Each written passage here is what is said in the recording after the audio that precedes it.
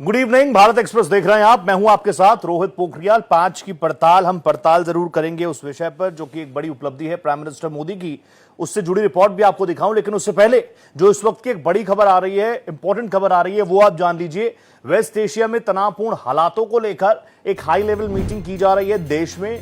Prime minister Modi इसको chair कर रहे हैं।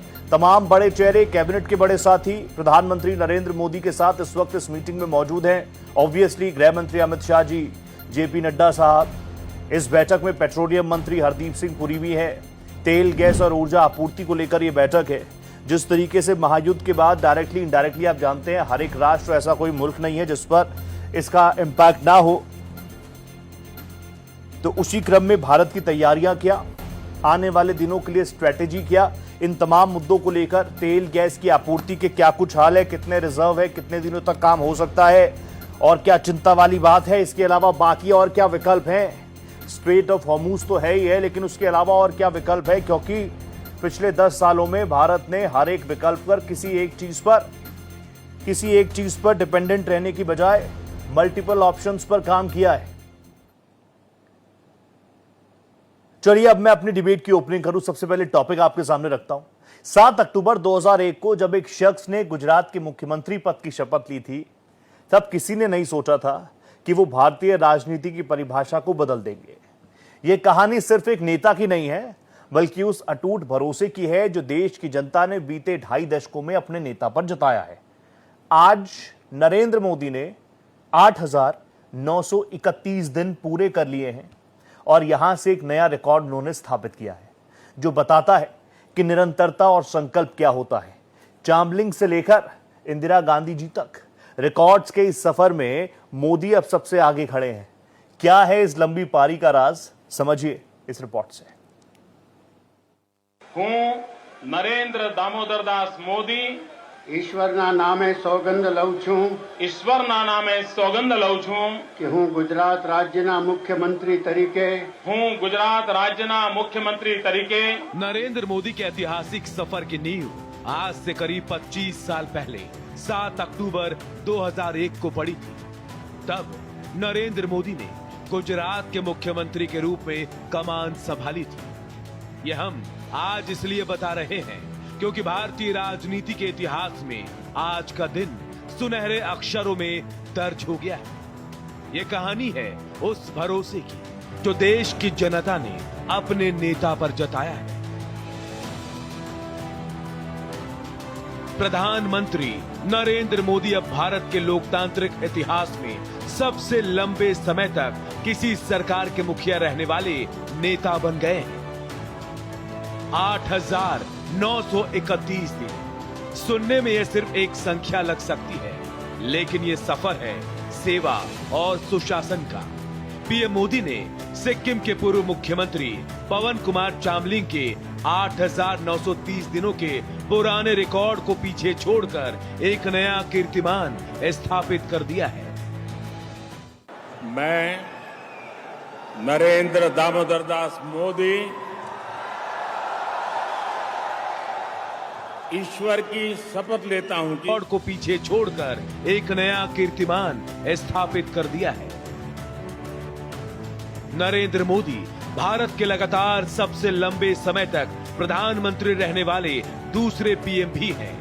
वो पूर्व प्रधानमंत्री इंदिरा गांधी के 4,077 दिनों का रिकॉर्ड तोड़ चुके हैं। 22 मार्च 2026 तक बतौर प्रधानमंत्री नरेंद्र मोदी 4,318 दिन पूरे कर चुके हैं।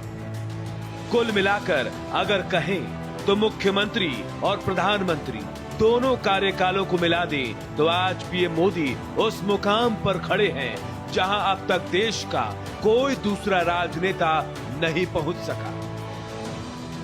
इस बड़ी उपलब्धि पर पूरा देश और बीजेपी गदगद है। रक्षा मंत्री राजनाथ सिंह ने इसे गर्व का पल बताया, तो वहीं गृह मंत्री अमित शाह ने इसे राष्ट्र प्रथम की राजनीति का प्रतीक कहा। शाह का मानना है चाहे गरीबों को उनका हक दिलाना हो या दुनिया में भारत का डंका बजाना, मोदी युग ने देश की तस्वीर और तकदीर दोनों बदल दी है। बीजेपी नेता सैयद शहनवाज हुसैन ने भी इसे हर कार्यकर्ता के लिए गौरव का क्षण करार दिया है। देखिए, आज हम सबका सौभाग्य है कि हमारे नेता नरेंद्र मोदी जी देश के ऐसे नेता बने हैं जो सबसे लंबे काल तक पब्लिक ऑफिस में सर्व किया है और सर्विंग है, वो सर्व कर रहे हैं। वो रिकॉर्ड को कितना आगे ले जाएंगे जो कभी कोई तोड़ ही नहीं सकता। उसके बाद प्रधानमंत्री रहते हुए भी उनका कार्यकाल 12 साल का हो चुका है और वो नेहरू जी, इंदिरा जी का भी रिकॉर्ड तोड़ेंगे। लंबे काल तक प्रधानमंत्री रहेंगे, लंबे काल तक पब्लिक ऑफिस में रहेंगे और उन्होंने पब्लिक ऑफिस में बैठकर हिंदुस्तान की तकदीर और तस्वीर को संवारने का काम किया है। पवन कुमार चामलिंग ने 1994 से 2019 तक सिक्किम की सेवा की थी। आज उनका रिकॉर्ड जरूर टूटा है, लेकिन पीएम मोदी का मिशन अभी थमा नहीं है। विकसित भारत 2047 के संकल्प के साथ ये सफर जारी है। इतिहास गवाह है कि जब इरादे नेक हो और नेतृत्व मजबूत तो रिकॉर्ड खुद ब खुद बनते चले जाते हैं। Bureau report, Bharat express. तो नेतृत्व देने वाले, सबसे ज्यादा दिनों तक रहने वाले चेहरे, और अब उसमें अव्वल नंबर पर आ गए हैं, नंबर 1 पर आ चुके हैं प्राइम मिनिस्टर नरेंद्र मोदी। प्रधानमंत्री नरेंद्र मोदी ने चीफ मिनिस्टर के तौर पर सर्व किया और आप जानते हैं पिछली 3 बारी से लोकसभा चुनावों में जीतकर अब भारतीय जनता पार्टी कह रही है दिस इज द ट्रस्ट। ये भरोसा है प्राइम मिनिस्टर नरेंद्र मोदी पर, ये भरोसा है भारतीय जनता पार्टी पर, ये भरोसा है भारत सरकार पर, क्योंकि जो हम कहते हैं, हम क्या कहते हैं, सबका साथ, सबका विकास, सबका विश्वास। तो ये विश्वास की ही जीत है कि आज भारतीय जनता पार्टी का एक चेहरा, ब्रांड मोदी, फेस मोदी, सबसे लंबे समय तक कार्यकाल करने वाले, सेवाएं देने वाले, नेतृत्व देने वाले चेहरों में अव्वल नंबर पर आकर खड़े हो गए हैं। कई सारे रिकॉर्ड्स उन्होंने तोड़े हैं, कई सारे आगे और बनेंगे भी, लेकिन इसको लेकर दोनों तरफ से लगातार रिएक्शंस का सिलसिला भी आ रहा है। इसी पर एक सार्थक चर्चा कर लेते हैं तो हमारे ही प्रधानमंत्री, और प्रधानमंत्री को लेकर कई एक्सपर्ट्स कहते हैं you can love him, you can hate him, but you cannot ignore him. एक जबरदस्त पैनल मेरे साथ जुड़ चुका है, स्क्रीन पर मुझे नजर आ रहा है शुवेंदु शेखर अवस्थी जी मुझे नजर आ रहे हैं, भारतीय जनता पार्टी के तेज तर्रार वक्ता प्रवक्ता। शुवेंदु सर नमस्कार कर रहा हूं, नमस्ते कर रहा हूं आपको।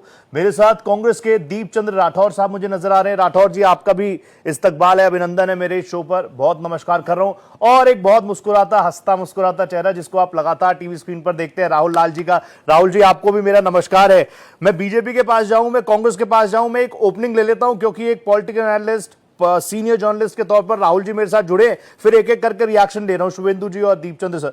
तो राहुल जी, आपके साथ मैं अपनी डिबेट की ओपनिंग कर रहा हूं। प्राइम मिनिस्टर नरेंद्र मोदी, अब एक्सपर्ट्स कह रहे हैं, जैसे मैंने बोला, you can love him, you can hate him, लेकिन उनको कोई इग्नोर नहीं कर सकता। और जो रिकॉर्ड 8,931 दिनों का अब चल रहा है, हर जगह मीडिया हो, सोशल मीडिया हो, हर जगह चल रहा है। आप मुझे बताइए, आप इसको कैसे आंक रहे हैं?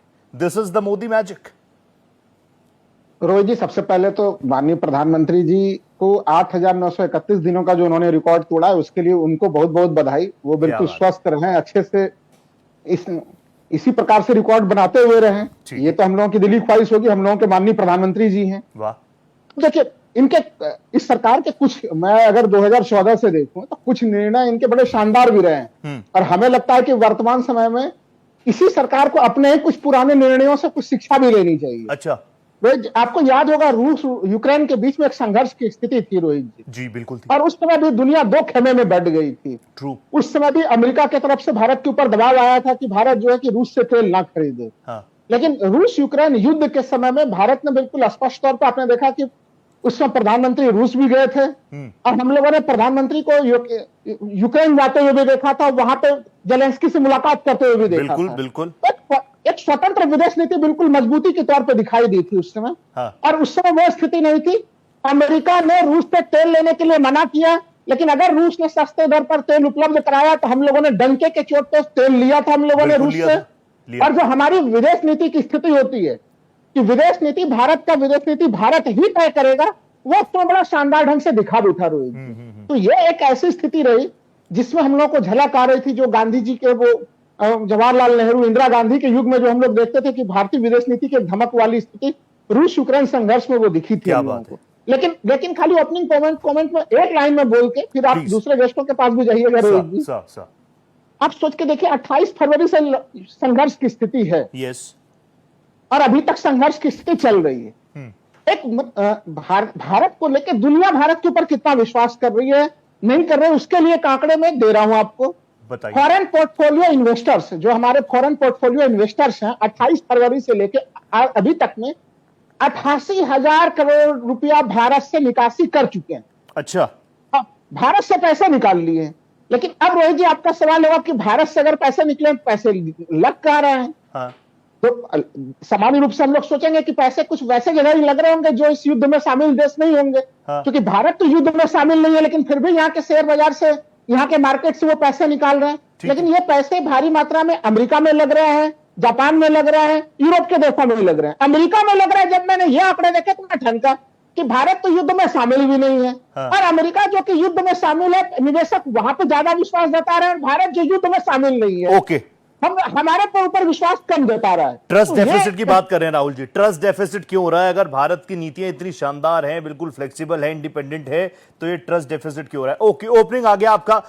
अब शुभेंदु सर, मैं जान रहा हूं आप कुछ कहना चाह रहे हैं, मुस्कुरा भी रहे थे, लेकिन कुछ पॉइंट्स पर आप जरूर राहुल जी के रिएक्ट करना चाह रहे हैं। एक 2 मिनट की ओपनिंग दीपचंद्र से भी ले लेता हूं, दीपचंद्र जी से, ताकि आप दोनों के जवाब एक साथ दे पाए। तो दीपचंद्र जी प्लीज आप मुझे बताइए, आप भी प्रधानमंत्री नरेंद्र मोदी को कांग्रेचुलेट कर रहे हैं कि नहीं कर रहे हैं?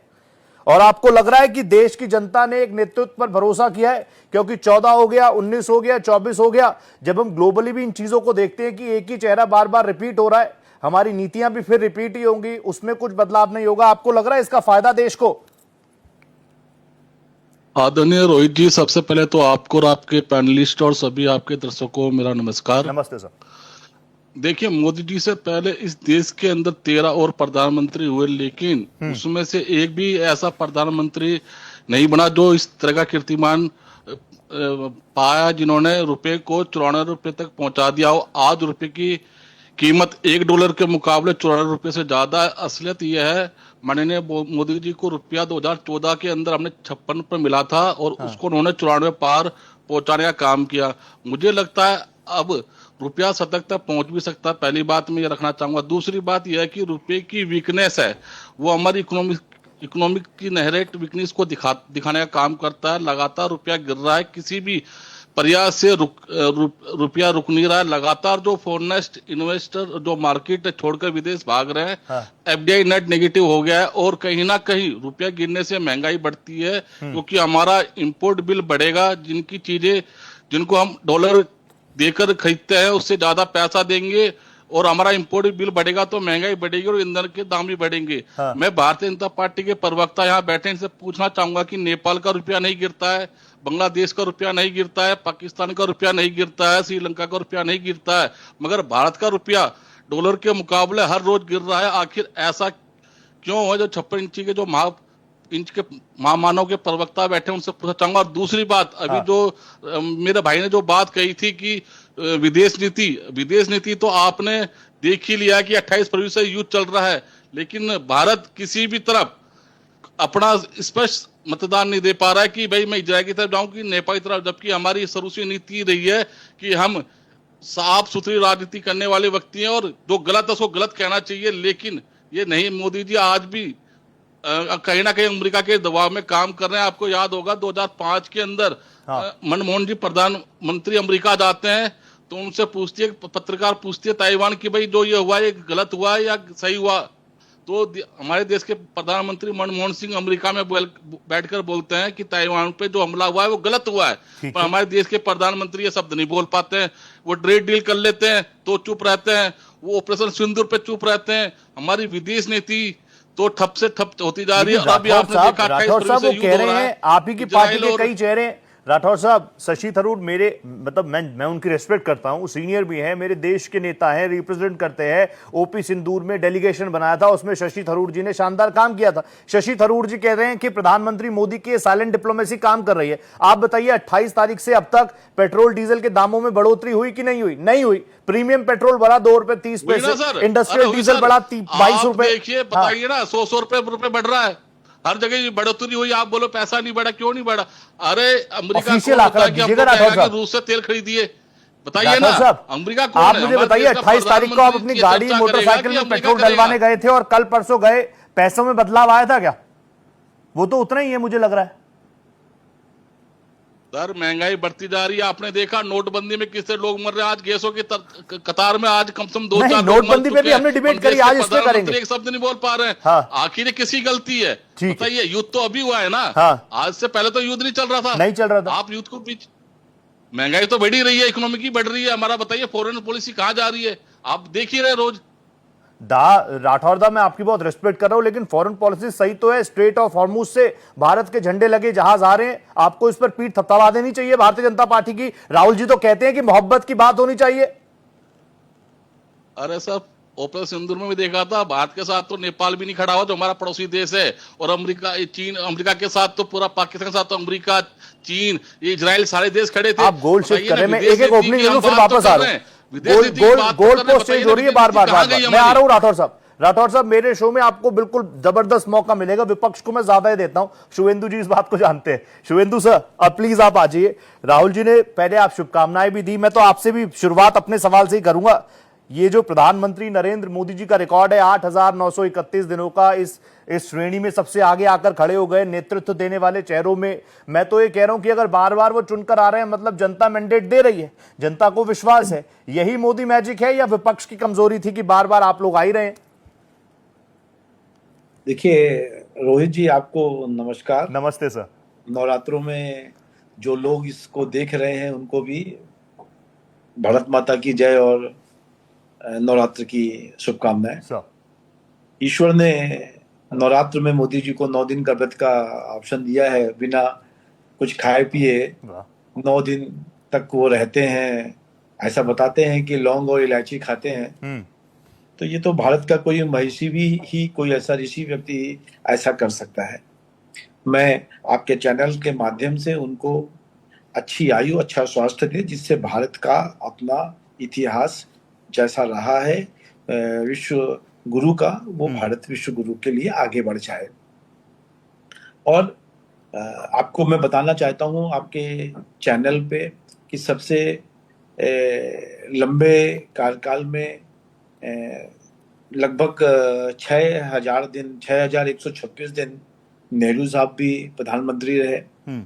और ये जो मोदी जी हैं, यदि चीफ मिनिस्टर और प्रधानमंत्री के दोनों समय काल को जोड़ लिया जाए तो सबसे लंबे समय तक किसी भी राज्य और देश के प्रधानमंत्री रहने वाले, मुख्यमंत्री रहने वाले, ये पहले व्यक्ति होंगे। ठीक है। तो सबसे पहले तो कांग्रेस के भी प्रवक्ता को ये कहना चाहिए था कि उनको शुभकामनाएं, पर उन्होंने कमियां निकालनी चालू कर दी। मैं मानता हूं राहुल लाल जी की अपनी मजबूरियां होती हैं, पर कम से कम उन्होंने एक बात तो कही कि उनकी स्वास्थ्य की कामना करी और उनको आगे बढ़ने की और देश को आगे बढ़ने की बात। सबसे पहले राहुल लाल जी के प्रश्न को जवाब देता हूं। कल ईरान के प्रधानमंत्री से हमारे देश के प्रधानमंत्री की बात हुई और उन्होंने कहा कि इस मैटर पर आप बीच में आके इस शांति मसौदे पर बात करें, और ऐसा आज के कई बड़े न्यूज़पेपर पे भी बताया गया है। तो ये तो भारत ही है इस तरीके की लड़ाई में। राष्ट्रपति से बात हुई कल, राष्ट्रपति से बात हुई है, राष्ट्रपति से, हाँ। वहां के राष्ट्रपति से, हाँ। ईरान के राष्ट्रपति से मोदी जी की बात हुई, और उसमें उन्होंने कहा कि इसमें आपका इन्वॉल्वमेंट चाहिए और किस तरीके से विषय रखे जा सके। तो आज विश्व स्तर पे जब यूक्रेन और रशिया का लड़ाई हुआ तो हमने रशिया से क्रूड ऑयल लेके यूक्रेन को भी सप्लाई किया है, आपने देखा। ठीक है। और हमारे कहने पर ऐसा बताया जाता है कि युद्ध भी विराम हुआ जब हम भारतीय लोग वहां से निकल रहे थे। कुछ पाकिस्तानी लोगों को भी लाया गया है। ऐसे ही आपने देखा इजराइल और ईरान के इतने बड़े लड़ाई में ये बार बार कह रहे हैं, ये बता दो कि हम इजराइल की ओर हैं कि हम ईरान की ओर हैं, जिससे कि हम बता दें और ये फिर और भारत की स्थितियां खराब करें। हम तो ये कह रहे हैं हम ईरान की ओर भी हैं, इजराइल की ओर भी हैं। भारत जो एक ऐसा देश है वो किसी भी पक्ष में नहीं खड़ा होता, हम दोनों की ओर है, हम शांति के लिए हैं। और ऐसा कई बार स्टेटमेंट भारतीय जनता पार्टी की सरकार ने, जो उनके एक्सटर्नल मिनिस्टर हैं, उन्होंने भी दिया है, पर शायद सुना ही नहीं पड़ता है। फिर उन्होंने कहा रुपए, कांग्रेस के प्रवक्ता आगे रुपए पर कुछ 56 रुपए दिया था, आपने 94 तक पहुंचा दिया, ये कहा था राठौर साहब ने। आपको मैं बताना चाहता हूँ राठौर साहब को ये कि भारत में 1947 में $1 के बराबर 3 रुपए हुआ करता था। ये तो कांग्रेस की देन थी कि 60 रुपए तक ले गए और इतना अच्छा था आपका सिस्टम। तो भैया आपने काहे के लिए कंट्रोल नहीं किया? 1 रुपया को बढ़ा के 2 रुपया को बढ़ा के 60 रुपए तक लेके गए। इसका जवाब नहीं देंगे। बहुत सारी चीजें हमारे कंट्रोल में नहीं है। तब नेपाल का भी रेट नहीं बढ़ा होगा, श्रीलंका का भी नहीं बढ़ा होगा, पाकिस्तान का भी रुपए का डिवैल्यूएशन नहीं हुआ होगा। पर 1 रुपए 1947 में, फिर से सुनिए राठौर साहब, 3 रुपए के बराबर $1 होता था और 60 रुपए तक आप ले आए। तो कंट्रोल काहे के लिए नहीं कर पाए थे? खाली चैनल पे आके कोई ना कोई मोदी जी के लिए गाली देनी है, कोई ना कोई कमी निकालनी है। नहीं, और मैं तो कह रहा हूं नेपाल से कंपैरिजन करेंगे क्या हम भारत का? नेपाल से थोड़ी कंपैरिजन होगा, बांग्लादेश से थोड़ी होगा, श्रीलंका से थोड़ी होगा। सुपर पावर है हम लोग। राठौर साहब मैं आपको मौका दूंगा, प्लीज कंक्लूड कीजिए। 20 सेकंड। मुझे राकेश जी भी नजर आ रहे हैं। शुभेंदु सर 20 सेकंड और। भारत की तुलना पाकिस्तान, बांग्लादेश, नेपाल और श्रीलंका से करने वालों से मैं ये कहता हूं, भारत की तुलना केवल भारत से ही करनी चाहिए। और आपके कांग्रेस की सरकारों को देख लो और आज की सरकारें देख लो, तो अपने आप आपको ठीक हो जाएगा। इधर उधर की बातें मत करो। डन। मुझे कुमार राकेश जी भी नजर आ रहे हैं। एक ओपनिंग ले लूं, उसके बाद प्लेटफॉर्म में आपके लिए खोल रहा हूं। राकेश दा नमस्ते कर रहा हूं आपको। राकेश दा मुझे बता दीजिए, प्रधानमंत्री नरेंद्र मोदी 8,931 दिनों का ये अचीवमेंट, ये रिकॉर्ड, क्या आपका एनालिस्ट बता रहा है? किस तरीके से देखे इस रिकॉर्ड को? रिकॉर्ड तो भारत के प्रधानमंत्री के लिए एक कहा जाए एक सम्मानीय वाली बात है। सभी भारतवासियों के लिए गौरव की बात है कि कोई भी प्रशासक, कोई भी शासक या कोई भी, अपने को तो प्रधान सेवक कहते हैं, कि इतने लंबी अवधि तक बाधा रहित वो यात्रा कर रहे हैं। अपने शासन की यात्रा देख रहे हैं, चल रहे हैं, चला रहे हैं। अभी अवस्थी जी कई बातें बता चुके। कुछ रिकॉर्ड की बात अभी ये है कि पिछले दिनों 3 महीने में 2 और नए रिकॉर्ड बने हैं। 30 मिलियन यूट्यूब के जो व्यूअर्स हैं, 30 मिलियन संख्या क्रॉस कर गई है। फिर दूसरा रिकॉर्ड बना है इंस्टाग्राम। मैं उतना हूं नहीं एक्टिव उसमें, लेकिन 100 मिलियन विश्व के किसी भी नेता की तुलना में ज्यादा 100 मिलियन पहुंच गया है। उसके अलावा जो उनकी एक उन्होंने आकाशवाणी को, ऑल रेडियो नाम था, नया नाम है, जीवन दान दिया और उसकी व्यूअरशिप मिलियंस में पहुंच गई है। अच्छा। जो मरता जा रहा था आकाशवाणी। ऐसे कई काम है, लंबी सूची है। लेकिन ये वास्तव में एक आंकड़े की बात है कि 8930 चामलिंग का था, 8931 इनका है। ठीक है, होता है ना कि हर क्षण हमारा उत्सव का क्षण है। हमारा जो वेद, उपनिषद, पुराण कहते हैं कि हर क्षण को आप जिए और जीने में फुल ऑफ पॉजिटिविटी के साथ जिए, तो जीवन का आनंद और बढ़ जाता है ना। ओशो भी कहते थे, अभी श्री हैं, श्री कहते हैं, महर्षि महेश योगी कहते थे, हमारे पुराने आदि शंकराचार्य ने भी कहा है कि हर जीवन जो है, आनंद जो है, आनंद को कभी भी किसी वक्त भी ये बात ठीक है, ढूंढ सकते हैं, आपके आसपास है। तो आनंद का उत्सव है, सबको बनाना चाहिए। उसमें कोई किसी के खिलाफ बोलता है तो अपना दिल को खट्टा करता है, मन को खट्टा करता है। मन तो कहता है कि हमारा प्रधानमंत्री तो है ही, लेकिन अब दिमाग जो है वो कहीं से बंधा हुआ है, तो जो भी लोग हैं बेचारगी में विरोध करते हैं। और मेरा मानना है कि अच्छी बात है, एक रिकॉर्ड उन्होंने कायम किया है। नेहरू जी का रिकॉर्ड जो था कार्यकाल वाले, यदि उसमें देखा जाए कि उसके करीब करीब उन्होंने पहुंच गए हैं। हालांकि उसको भी क्रॉस किया उन्होंने, शासन के दिनों की बात है। लेकिन अब काम भी उस तरह से कर रहे हैं और करके दिखाएंगे, तो भारत का जो है नाम विश्व में रोशन था, रोशन है, रोशन रहेगा। मेरा मानने कहने का मतलब। ओके, ओपनिंग बहुत शानदार है। राहुल जी, अब सबका ओपनिंग हो गया। अब आप मुझे बता दीजिए, प्राइम मिनिस्टर नरेंद्र मोदी का ये जो पूरा मोदी एरा जो कि अभी चले गए तो प्लस प्लस प्लस है। राठौर साहब तुरंत आ रहे हो, एक राहुल जी की इस पे एक सवाल जवाब ले लूं मैं। अब आप मुझे बताइए, इस एरा को आप कैसे नाप रहे हैं? हर कोई कह रहे हैं बहुत डोमिनेंट लीडर हैं मोदी, बहुत डोमिनेंट लीडर हैं। फिर कुछ लोग कह रहे हैं कि विपक्ष में इतनी ताकत ही नहीं रही। विपक्ष अगर मजबूत होता तो 2019 में कुछ चैलेंज मिलता, 24 में कुछ चैलेंज मिलता, कुछ बदलते। और आप मुझे बताइए, आप कैसे आंक रहे हैं इस पूरे एरा को? How do you see this as PM Modi? देखिए रोहित जी, प्रधानमंत्री मोदी जी ने बिल्कुल रिकॉर्ड बनाया। जो रिकॉर्ड बनाया तो उसे मैं बिल्कुल स्वीकार करता हूं, मैंने बधाई भी दी। देखिए, इस रिकॉर्ड में उनके दोनों दिन शामिल हैं। जब वो मुख्यमंत्री थे, 6 अक्टूबर 2001 में उन्होंने मुख्यमंत्री की शपथ ली थी गुजरात में पहली बार। वहां से उनकी ये यात्रा शुरू होती है और वो आज 22 मार्च 2026 तक वो यात्रा चल रही है। एक तथ्य रोहित जी जिसके तरफ ध्यान आकर्षण, चूंकि पत्रकार हूं तो विश्लेषण तुलना करना आदत है हमारी। कीजिए रोहित जी देखिए, प्रधानमंत्री लंबे समय तक गुजरात के मुख्यमंत्री भी रहे, अभी तो प्रधानमंत्री हैं, उसके बारे में तो लगातार हम लोग चर्चा करते ही। ठीक है। तो अब गुजरात एक राज्य है हम लोगों के समक्ष जहां पे उन्होंने लंबा समय तक नेतृत्व दिया। गुजरात के भी सबसे लंबे कार्यकाल वाले मुख्यमंत्री रहे प्रधानमंत्री जो है जी। गुजरात। और एक राज्य में लेता हूं 2019 में जिसे कि केंद्र शासित प्रदेश बनाया गया, 370 हटाया गया और केंद्र शासित बना जो पूर्ण राज्य था, जम्मू कश्मीर। जम्मू कश्मीर को लेकर भारतीय जनता पार्टी और तमाम लोगों ने बोला कि वो तो लूट खसोट का शिकार होता हुआ रहा, वो दो परिवार थे और दो परिवारों ने जम्मू कश्मीर को लूट लिया। लेकिन जब मैं आंकड़े देख रहा था, खुद नीति आयोग के आंकड़े देख रहा था रोहित जी, हाँ। जम्मू कश्मीर बनाम जो है गुजरात के आंकड़े 2019 तक की स्थिति के अनुसार दो तीन सूचकांकों की तरफ केवल मेरा ध्यान गया उस समय कि एक तो सबसे पहले जो कि जीवन प्रत्याशा जिसको कहते हैं, वो जम्मू कश्मीर के लोगों का जीवन प्रत्याशा का दर नीति आयोग के अनुसार 74 साल का था और गुजरात के लोगों का जीवन प्रत्याशा 70 वर्षों का था। नंबर 1। शिशु मृत्यु दर के मामले में गुजरात की स्थिति ज्यादा खराब थी, जम्मू कश्मीर की स्थिति ज्यादा बेहतर थी। गुजरात में 1000 जो जन्म शिशु ले रहे थे उसमें से 30 शिशुओं की जो है कि मृत्यु हो जा रही थी। शिशु मृत्यु दर वहां की 30 थी। और यहाँ की शिशु मृत्यु दर 22 थी जम्मू कश्मीर की। गरीबी रेखा से रहने वाले नीचे की संख्या, वो जम्मू कश्मीर में 10% लोग जो है उस समय गरीबी रेखा से नीचे थे। गुजरात में 16.5% लोग गरीबी रेखा से नीचे थे। कई दूसरे और कुपोषण के सूचकांक, दूसरे कई मानवीय और सामाजिक सूचकांकों को आप देखेंगे तो गुजरात से भारी पड़ता हुआ जम्मू कश्मीर दिख रहा था। और जम्मू कश्मीर जो है वो आज के समय में पूर्ण राज्य नहीं है। हालांकि 2019 में हम लोगों ने देखा था कि उसको कहा गया था कि सही समय जब आएगा तो जम्मू कश्मीर को पूर्ण राज्य का दर्जा दिया जाएगा। तो अब देखना है कि वो पूर्ण राज्य वाले दर्जे की स्थिति, इसलिए मैंने चर्चा की कि गुजरात ही वो राज्य था जहां के लोगों ने दिल खोल के उनको प्यार दिया। अब तो पूरा देश ही वो प्यार दे रहा है।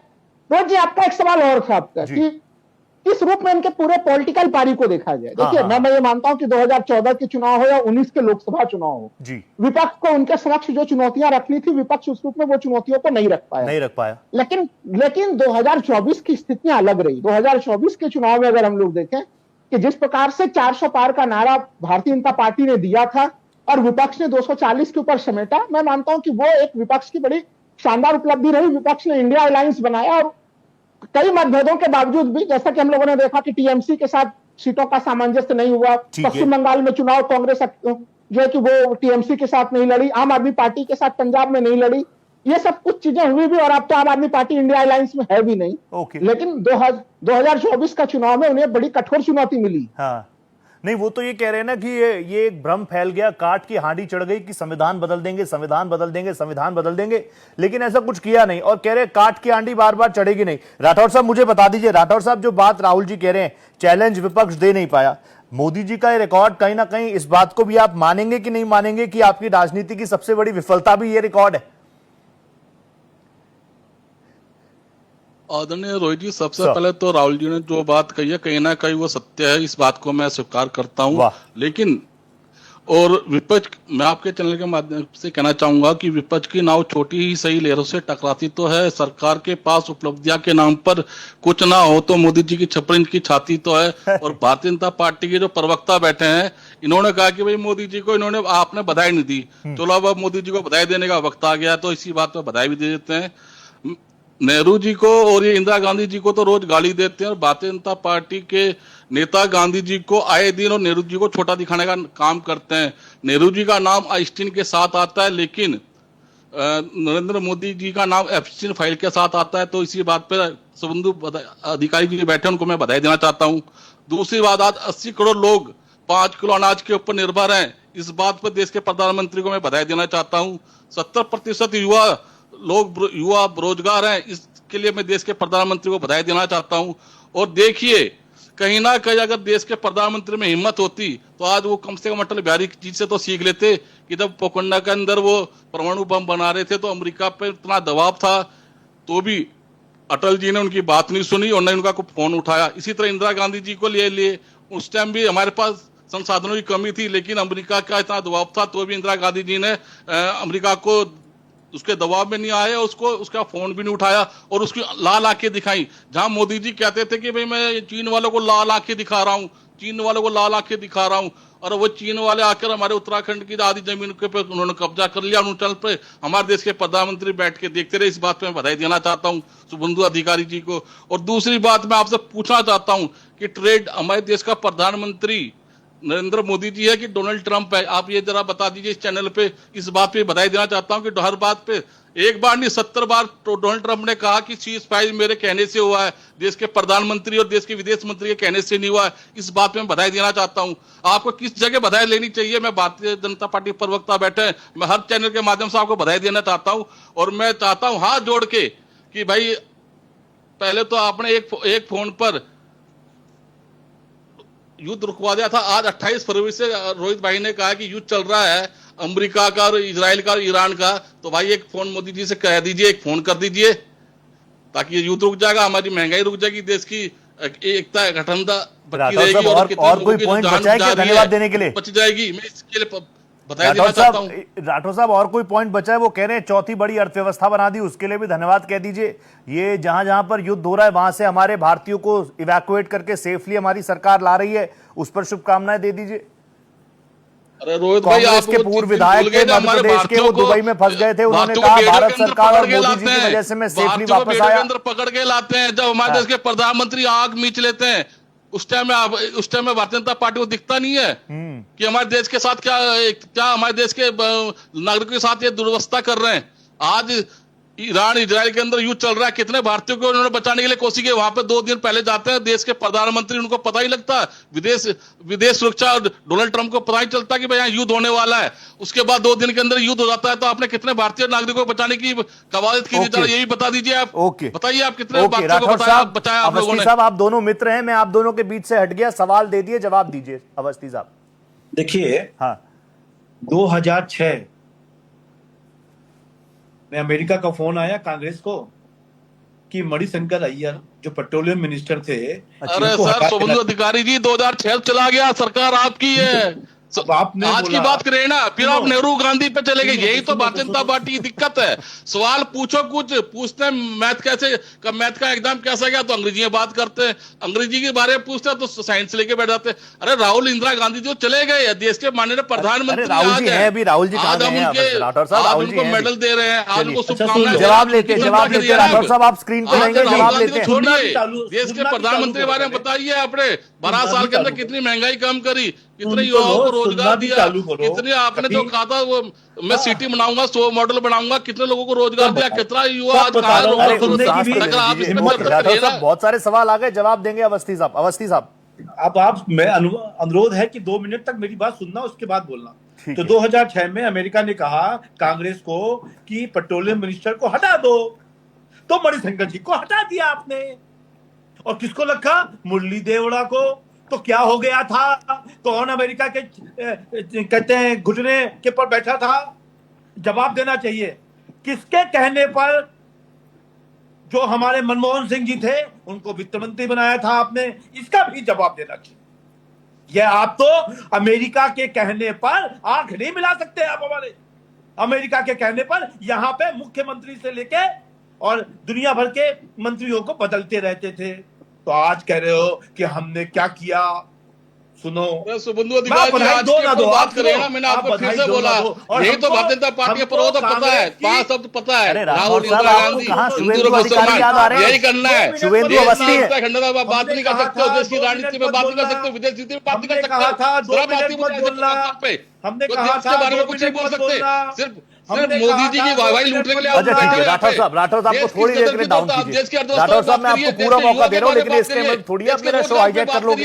राठौर साहब I give you more time. Rathore साहब को नीचे कीजिए, अवस्थी जी की आवाज उठाइए एक बार। राठौर जी आपको पूरा मौका दूंगा, शिकायत का कोई मौका नहीं होगा, लेकिन शो हाईजैक नहीं होने दूंगा। राठौर साहब, हमने आपसे खाली 2 मिनट मांगा, आप जवाब नहीं दे सकते। कांग्रेस इतना ज्यादा विदेशी ताकतों के साथ मिली हुई थी कि यदि मैंने एक बार उधारना चालू किया तो चैनल में भागते नजर आओगे। दूसरी चीज, आपको यह दिखाई नहीं देता कि विश्व की सबसे खराब जो अर्थव्यवस्था थी 14 से पहले 5 सबसे खराब वाली, उससे निकलकर भारत विश्व की 4थी सबसे बड़ी अर्थव्यवस्था में आ गया और अब तीसरी में जाने वाला है। वो दिखाई नहीं देगा। विश्व में सबसे ज्यादा यूपीआई यूज करने वाले भारत में, ये आपको दिखाई नहीं देगा। विश्व के सबसे बड़े नेता के रूप में मोदी जी का नाम आ रहा है, ये आपको समझ में नहीं आ रहा। अरे आपको तो कुछ समझ में नहीं आता। 2 लाइन की कहानी राठौर साहब आपको सुनाता हूं, आप सुन के जाइए। एक घर में खानसामा कह रहा था कि रोटी इसलिए जल रही है कि चूल्हा खराब है, तो चूल्हा बदल दिया गया। फिर देखा उसने, किसी ने कहा कि फिर रोटी क्यों जल गई, तो बोला कि शायद तवा खराब हो सकता है, तो तवा भी बदल दिया गया। फिर इसी तरीके से फिर रोटी जली तो आटा और पानी को भी चेंज किया गया। फिर किसी ने बताया कि रोटी इसलिए जल रही है कि खानसामा को रोटी बनानी नहीं आती। यही राहुल गांधी की स्थिति है। वो नेतृत्व ही नहीं कर सकते विपक्ष का। इसलिए यदि मजबूत विपक्ष रखना है, कांग्रेस को डूबने से बचाना है, तो राहुल गांधी को बदलना पड़ेगा, जैसे खानसामा को बदलना चाहिए था। तो मैं फिर कहता हूं, आज मोदी जी के इतने लंबे रिकॉर्ड को तोड़ने के बाद मैं उनको शतायु का विश करता हूं कि वो शतायु हो, उनकी आयु शतायु हो, ऐसी इच्छा रखता हूं। और साथ में तो हम सब भी चाहते हैं, वो तो राठौर साहब भी चाहेंगे कि प्रधानमंत्री सेफ रहे, प्रधानमंत्री हेल्दी रहे। लेकिन अवस्थी साहब वो कह रहे हैं कि उन्होंने एक पॉइंट और बोला, उन्होंने कहा 80 करोड़ लोगों को आप 5 किलो राशन दे रहे हैं, यानी वो 80 करोड़ लोग सक्षम नहीं है। फिर आप लोग एक आंकड़ा देते हो कि हमने 20 से 25 करोड़ लोगों को बीपीएल से बाहर निकाला, यानी 140 करोड़ में 100 करोड़ तो यही हो गए। तो किया क्या? चौथी अर्थव्यवस्था कैसे? पहले तो ये समझिए, जो लोग 25 करोड़ निकले वो उसी लोगों में से हैं 80 करोड़ में। ये 20 करोड़ एक्स्ट्रा नहीं है पहली चीज। तो ये 80-81 करोड़ लोगों को जो हम भोजन दे रहे हैं, ये हम कहां से दे रहे हैं?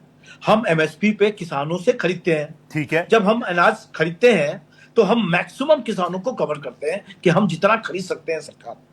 और ये जो अनाज होता है, पहले कांग्रेस की सरकारों में सड़ते हुए देखा रिपोर्ट, पानी भिगो कर 1 रुपए 50 पैसे पे शराब बनाने वालों को बेच दिया जाता। अब वही अनाज उन गरीबों को, हम गरीबी रेखा से ऊपर चले गए तो इसका मतलब उनको अनाज ना दिया जाए। ठीक है, ये किसने कहा? ओके। आप बीमार हो, आप हॉस्पिटल से घर में आ गए हो, तो आपको सुरक्षा ना दी जाए। राठौर जी, देश ने वो वक्त भी तो देखा, हमने कई रिपोर्ट्स देखी है, अनाज सड़ता था। अब सड़ने से बेहतर है किसी की थाल में चले जाए, तो इससे क्या प्रॉब्लम है भाई?